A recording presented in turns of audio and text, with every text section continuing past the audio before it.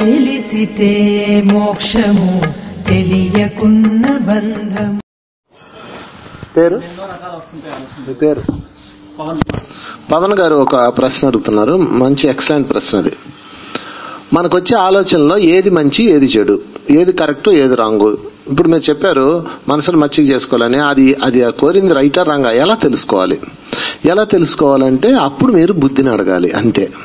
అందుకే బుద్ధుళ్ళు అవ్వాలి. బుద్ధుడైతేనే మీకు జ్ఞానోదయం అవుతుంది అంటారు కదా, అలాగా మీ బుద్ధిని వికసింపజేయాలి. బుద్ధిని ఎలా వికసింపజేయాలంటే సజ్జనులతో సాంగత్యం చేయాలి, స్వాధ్యాయం చేయాలి, అప్పుడు బుద్ధి వికసిస్తుంది. ధ్యానం చేస్తే మీ యొక్క శక్తి పెరుగుతుంది, బాడీ యొక్క శక్తి, మీ యొక్క కాన్షియస్ మీ జీవాత్మకి శక్తి పెరుగుతుంది, మీ నాడీ మండలం శుద్ధి జరుగుతుంది. అంతవరకే ధ్యానం చేస్తే అది ఒకటే పెరుగుద్ది. సజ్జన సాంగత్యం చేస్తే బుద్ధి పెరుగుతుంది. స్వాధ్యాయం చేస్తే మీరు ఏది చేయాలి ఏది చేయకూడదు అన్నది మీకు అర్థమైపోద్ది. మిమ్మల్ని మీరు వెనకేసుకురారు. స్వాధ్యాయం అంటే పుస్తకాలు చదవడం కాదు, స్వాధ్యాయం అంటే మిమ్మల్ని మీరు చదువుకోవటం. సో ఇప్పుడు మీ మనసు ఒకటి కోరింది అది కావాలని, లేకపోతే మీకు అది రైట్ ఆర్ రాంగ్ ఎలా తెలుస్తుంది? బుద్ధి ఉంది కదా. మిమ్మల్ని ఎవరూ కూడా ఎప్పుడూ కూడా బుద్ధి లేదా అనుకోకూడదు. మీరు చూడండి, ఏ పని చేసినా మీరు తర్వాత తీరిగి ఒక మాట అనుకుంటారు. బాగా కాలేక ఏమనుకుంటారు? నాకు బుద్ధి లేదురా అనుకుంటారు. అనుకోరా? బాగా కాలుతుంది, ఏదో దానిలో మీరు ఏలు పెడతారు. ఏలు పెట్టిన తర్వాత అందులో నష్టం వస్తుంది. అప్పుడు మీరు ఏమనుకుంటారు? ఒక మాట, నాకు బుద్ధి లేదురా అనవసరం ఏలు పెట్టాను అనుకుంటారు తాపీగా. అదేదో ముందే చేసుకుంటే పోయి కదా. అందుకని మీరు ఆ బుద్ధిని వికసింపజేయాలి. బుద్ధిని ఎవరు వికసింపజేస్తారంటే సజ్జనులతో సాంగత్యమే వికసింపజేస్తుంది బుద్ధి. అందుకే మీకన్నా అయ్యర్ మాస్టర్స్తో ఎక్కువ డిస్కషన్స్ లో ఉండాలి, వాళ్ళ సలహా సంప్రదింపుల్లో ఉండాలి. ఏ రాజైన ఆఖరికి శ్రీరామచంద్రుడు రాజ్యం చేసేటప్పుడు కూడా వశిష్ఠుడు విశ్వామిత్రుడు సలహాలు తీసుకునేవాడు. ఇప్పుడు మన రాజ్యం పలానా వాళ్ళ మీదకి యుద్ధంకి వెళ్ళాలండి, ఏం చేద్దాము అని అడిగాడు. అప్పుడు వాళ్ళు సలహాదారులు అనమాట, గురువులు సలహాదారులు అప్పట్లో. ఇప్పుడు ఎవరికి లేడు సలహాదారుడు, వాడే సలహాదారుడు. వాడికి ఒక పనికి మన సలహాదారుడు ఉంటాడు. వాడొక 0 ఈడొక 0, 2 కలిపి గుండు 0. అదే ఆ గురువు అయితే ఏం చెప్తాడు? వద్దొద్దు, ఆ రాజ్యం మీదకి మనం వెళ్ళకూడదు, అది చాలా పేద దేశం, ఆ ప్రజలను ఇబ్బంది పెట్టినోడుతో నువ్వు, అది మనకు అవసరం లేదు, మన రాజ్యం ఇస్తున్న అవసరం లేదు, వాళ్ళకి మనమే సాయం చేద్దాం అలా చెప్తాడు గురువు. గురువు మీన్స్ ఉన్నతమైన మాస్టర్స్. అందుకని వెనకటి రోజుల్లో రాజులు తమ పాలన ఎలా చేసేవాళ్ళంటే వాళ్ళందరికీ ఒక గురువు ఉండేవాడు. ఆయన సజెషన్స్ ప్రకారం చేసేవాడు. సో దాంతో అది అద్భుతంగా ఉండేది. అంటే ఆయన ఎవరిని అడిగేవాడు? బుద్ధుడిని అడిగేవాడు. మీరు బుద్ధుడిని అడగాలి క్వశ్చన్, ఏం చేయాలి సార్ అని. బుద్ధుడిని అడగాల, బుద్ధి లేనివాడిని అడుగుతాం కదా మనం పోయి. మనమే ఒక 0, అర్ధ 0, ఇంకొకటి ఇంకో అర్ధ 0, 2 కలిస్తే గుండు 0. అది ప్రస్తుతం అందరి సమస్య. మీరు ఎవరిని సలహా అడగాలి? ఉన్నతమైన ఆత్మస్థితిలో ఉన్న వాళ్ళని అడగాలి. అంతేగాని ఎవడు పడితే అన్ని అలా అడిగేస్తారు. అందుకే సజ్జనత్వం మోస్ట్ ఇంపార్టెంట్ అండి. మీ లైఫ్ లో ఎప్పుడు ఒక సజ్జనుడితో సాంగత్యం ఉండాలి. అని ఒక సజ్జనుడిని మీరు సంపాదించుకోవాలి. ఎప్పుడు వాడి ఆర్డర్లో ఉండాలి.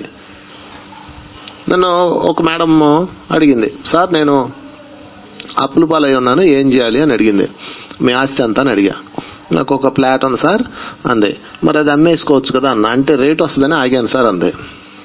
ఆ రేట్ వచ్చేటప్పటికి నువ్వు ఉండవు కదా అన్న. అంతే కదా, కాలం ఉంటుందా? కాలం నేను ఈడ్చుకెళ్తుంది. అయ్యో అదేంటి సార్, ఎందుకున్నావు సార్, భలేవారు సార్ అందే. సార్ నీ చావు నువ్వు జావు అన్న. అప్పుడు అది అమ్మినప్పుడు 90 లక్షలు వస్తుంది. ఇంకొన్న అప్పులు 60 లక్షలు 50 లక్షలు అప్పులు ఉన్నాయి. అప్పులు తీరిపోక ఇంకొంత మిగులుతుంది కదా, దాంతో ఇంకోటి ఏదైనా కొనుక్కో, అంతేగాని టైం వేస్ట్ చేసుకోకు, ఇంకా పెరుగుతుందని వేస్ట్ చేసుకోకు అని చెప్పా. ఆమె నా మాట వినలా. ఆమెకి ఇంకొకటి తగిలాడు. అంటే ఇంకొక మాస్టర్ అంటే ఇంకొక వ్యక్తి, ప్రాపంచ వ్యక్తి ఎవరో. ఏమండి ఎందుకు అమ్ముతారు? ఆమె అమ్మదాన్ని ముందు వెళ్తే, ఎందుకు అమ్ముతారు, మీకేం పని లేదా, మంచి రేటు రాబోతుంది అని చెప్పి వాడు ఆమెను ఆపాడు. ఆపగానే ఆమె సరేలే అని చెప్పేసి ఇంకా చూద్దామని ఆగింది. ఈలోపు గందరగోళం అయిపోయి 90 లక్షలు కాస్త 45-50 లక్షలకు వచ్చేసింది. దామని పడిపోయింది. 6 నెలల్లో సంవత్సరం దాకా వెయిట్ చేసింది. సరే, ఇంకొక ఎగ్జాంపుల్ చెప్తా. అదే ప్యారలల్లో ఇంకొక వైపు మాకు ఇల్లు ఉంది సార్, అప్పులపాలై ఉన్నాము, ఇల్లు ఉంది సార్, ఏం చేయాలి అందే. నేను అన్నాను, మీరు అప్పులపాలయ్యి అవి తీర్చుకోలేక మనశ్శాంతి కోల్పోయి కింద మీద పడి దానికి వడ్డీలకి ఇంకో వడ్డీ తెచ్చి దానికి ఇంకోటి తెచ్చి ఎందుకు ఊపిలో కూరుకుపోతారు? నీకున్న ప్రాపర్టీని అమ్మేసి సెటిల్ చేసుకో, తర్వాత నెమ్మదిగా సంపాదించుకోండి. ఎందుకంటే అప్పులను వాళ్ళకి మనశ్శాంతి ఉండదు. మీరు మనశ్శాంతి కోల్పోయి చేసేది ఏం లేదు ఇక్కడ. కనుక నీకు ఏముందంటే నాకు ఒక హౌస్ ఉంది సార్ అందే, అది ఇప్పుడు అమ్మితే ఎంత వస్తుంది అన్నాను. అమ్మితే మా అప్పులు తీరిపోగా ఇంకొంచెం మిగలదు సార్ అందే. మరి అయితే ఆ పని చేసేసి ఆ రిమైనింగ్ అమౌంట్ ఇంకొంచెం పెట్టేసి తర్వాత ఎప్పుడో లోన్ పెట్టుకోండి అన్న. ఆమె సిన్సియర్గా టాకాలమని చేసేసింది. ఆమె అమ్మినప్పుడు రేటు కూడా వచ్చింది బ్రహ్మాండంగా. ఆమె అమ్మిన తర్వాత సంవత్సరంకి మళ్ళా ఇద్దరికి ఒకేసారి సలహా ఇచ్చా. తక్కువ రేట్లు పడిపోయినాయి. ఈమె అమ్మింది 47 లక్షల ఇల్లు, ఇప్పుడు 30 లక్షలకి ఆ ఇల్లు పడిపోయింది. అంటే డౌన్ ఫామ్కి వెళ్ళిపోయింది కదా, రియల్ ఎస్టేట్ ఏదో. ఈమెదే ఫ్లాట్ డౌన్ ఫామ్. ఈమె అప్పుడు అయ్యో ఆ రోజు సార్ మాట విన్నాను కాదు అని ఇప్పుడు ఏడుస్తుంది. మీరు ఒక బుద్ధుడిని కన్సల్ట్ చేయాలా ఏం చేయాలన్నది. ఎందుకంటే ప్రాపంచిక వ్యక్తులు మైండ్ వేరేలా ఉంటది, బుద్ధత్వంలో ఉన్న వ్యక్తులు మాస్టర్స్ యొక్క మైండ్ వేరేలా ఉంటది. మీకు ఏంటి లాభము అనేది వాళ్ళు చూడరు, నీకు ఏది సంతోషం అనేది వాళ్ళు చూస్తారు. ఏది లాభం అనేది చూడండి. మన వ్యాపారంలో నష్టం రావచ్చు కాక, నేను ఇచ్చిన సలహాలో నష్టం రావచ్చు, కానీ సంతోషం వచ్చింది అది మర్చిపోవద్దు. మీరు నేను సలహా అడిగితే నేను సంతోషం కలిగే సమాధానం ఇస్తాను. సంతోషం లేకుండా సంపద ఎందుకండి? అవునా కదండి? సంతోషం లేకుండా సంపద యూజ్లెస్. కనుక ఫైనల్గా ఈరోజు మనం ఏం చెప్పుకున్నాం, మన ఏది రైటు ఏది రాంగు ఎలా తెలుసుకోవాలంటే బుద్ధిని ఆశ్రయించాలి. మళ్ళీ చూడండి, వాడు చెప్పాడు కదా అని గుడ్డేటికి చేయకూడదు. కృష్ణుడు ఏం చెప్పాడు, భగవద్గీత అంతా చెప్పాక లాస్ట్ లో యదా ఇచ్చేసి తదాకురు అర్జున చెప్పాల్సినంత చెప్పాను, ఇక నీ విచక్షణ ఉపయోగించు అన్నాడండి. చాలా ఇంపార్టెంట్ పాయింట్ ఇది. ఇందాక మనసుకి ఏం చెప్పుకున్నాం మనం, మచ్చిక చేసుకొని చెప్పాం. ఇప్పుడు బుద్ధికి ఏం చెప్తున్నాం, విచక్షణ. నేను చెప్పినా సరే నువ్వు అందులో దూకేసి నీకు బ్రహ్మాండం కలిగి వస్తుందని చెప్పినా నీ విచక్షణ నీకు చెప్పాలి. ఇక్కడ భగవంతుడు ప్రతి ఒక్కరికి ఒక ఖడ్గం ఇచ్చాడు, ప్రతి మనిషికి ఇచ్చాడండి. ఆ ఖడ్గం పేరేంటో తెలుసా, విచక్షణ అన్న ఖడ్గము. అందుకే కృష్ణుడు భగవద్గీత మొత్తం చెప్పి లాస్ట్ లో అర్జున నేను చెప్పానని యుద్ధం చేయొద్దు, నువ్వు ఇప్పుడు నీ విచక్షణ ఉపయోగించి యుక్తాయుక్త విచక్షణ జ్ఞానాన్ని ఉపయోగించు అంటాడు. యుక్తం అంటే యుక్తమైనది యుక్తం కానిది. నీ యొక్క విచక్షణ ఉపయోగించి నేను చెప్పింది విన్నావు, ఆ విన్నదాన్ని చెక్ చేసుకొని ఏది పర్ఫెక్ట్, ఏది లాభం, ఏది నష్టం ఆలోచించుకుని అప్పుడు చేయన్నాడండి. ఎంత బాగా చెప్పాడు చూడండి అక్కడ. ఆ విచక్షణ జ్ఞానం పేరే బుద్ధి అండి. చాలా మంది ఇప్పుడు ఆ బుద్ధి లేక గోయిందా అయి కొట్టారు. కొట్టండి చెప్పట్లు, ఎందుకు అనుమానంగా కొడతారు? ఇంకా చాలా జీవితాలు నాశనం అయిపోయినాయి. ఇది చాలా ఇంపార్టెంట్, ఇది విచక్షణ చాలా చాలా ఇంపార్టెంట్. ఎందుకంటే ఎవడు సజ్జనుడో ఎవడు బుద్ధుడో నీకు తెలుసా? తెలీదు కదా. వాడు మాస్టర్ ఒక అతను ఉన్నాడు, ఒక అతను చెప్పాడు, నువ్వు పై లోకాల నుంచి వచ్చావు, నేను పలానా లోకం నుంచి వచ్చాను, నువ్వు అన్ని వదిలిపెట్టేసి వచ్చాయి, మనం లోక కళ్యాణం కోసం పరిగెట్టాలి అని చెప్పాడు. ఇవి తెంగర మొహంది, విచక్షణ లేదు, గిచక్షణ లేదు. మాస్టర్ అమ్మ ఆయన గ్రేట్ కాబట్టి ఆయన ఏది చెప్తే రైట్ అని దూకేసింది. సొంత జీవితాన్ని వదిలిపెట్టేసి గందరగోళం అయిపోయింది జీవితం కొన్నాళ్ళకి. తప్పది. నీ విచక్షణ ఏమైంది? నేనేమంటానంటే ఎప్పుడు కూడా చెప్పేవాడిని తప్పు పట్టను, వినేవాడినే నేను తప్పు పడతా. చెప్పేవాళ్ళు 100 చెప్తారండి, మీ విచక్షణ లేదా? ఖచ్చితంగా ఉంది విచక్షణ. ఖడ్గం తీయండి, బయట తీయండి. అది ఎవరు చెప్పినా సరే గుర్తుపెట్టుకోండి. అందుకే విశ్వదాముడు ఏం చెప్పాడు, వినదగు వచ్చా శ్లోకం, వినదగునెవ్వరు చెప్పిన వినినంతనే వేగిరపడక వివరింపదగు కనికల్లా. అంటే నిజమా రైటా, సత్యమా అసత్యమా, పాజిటివా నెగిటివా. తర్వాత చిన్నప్పుడు వేమన పద్యాలు మనకు వచ్చాయి, మేము చదివి సాగకుండా కాపీ కొట్టిపోయి రాసాం. ఎవడైతే అలా చేస్తాడో ఆ మనుషుడు నీతిపరుడు. చాలా చాలా అద్భుతమైన శ్లోకం ఉందాం, దాన్ని అద్భుతమైన శ్లోకం.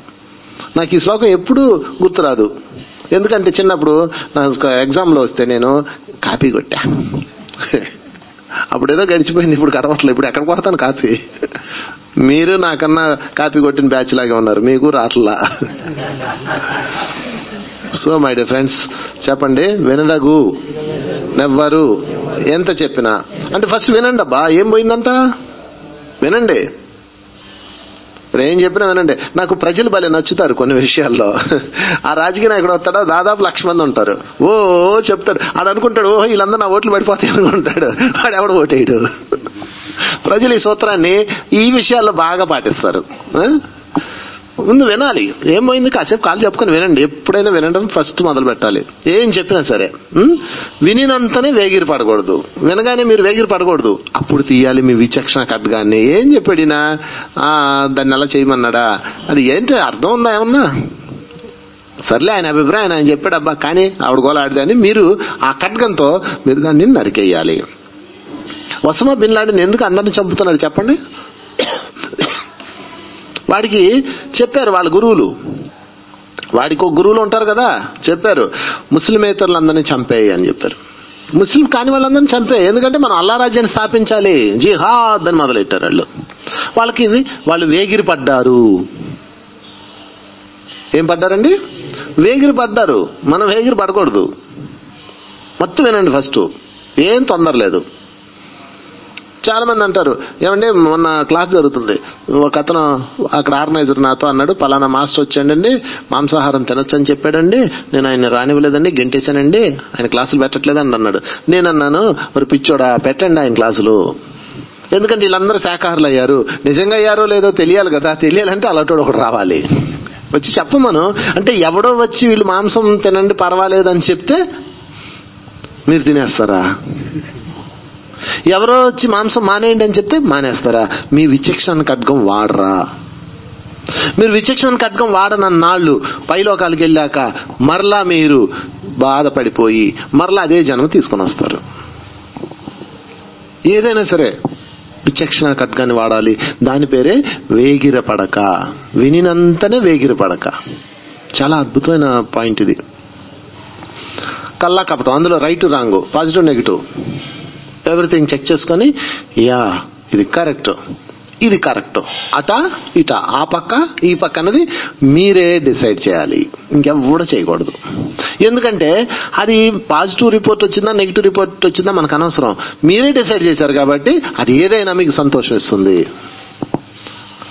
అర్థమైందా మై డియర్ ఫ్రెండ్స్? కనుక ఈరోజు మనం ఏది రైట్ ఏది రాంగ్ ఎలా తెలుసుకోవాలి అంటే ఎవరు చెప్పినా మీరు చక్కగా వినండి. వినినంతనే వేగిరి పడకండి. వేగిరి పడకుండా కంగారు పడకుండా చక్కగా హాయిగా మీ యొక్క విచక్షణ జ్ఞానాన్ని ఉపయోగించండి.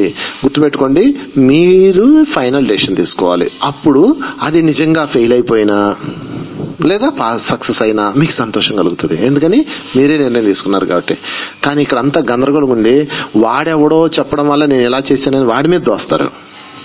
నేను పలానాయం చేయడం వల్ల ఇలా చేశానని చెప్తారు మీరు. అది రాంగ్ అండి. కనుక మీరేంటో మీకు తెలుసు, దాని ప్రకారం మీరు చేయాలా. ఓకే, చెప్పలు కొట్టడం ఈ ప్రశ్న కూడా.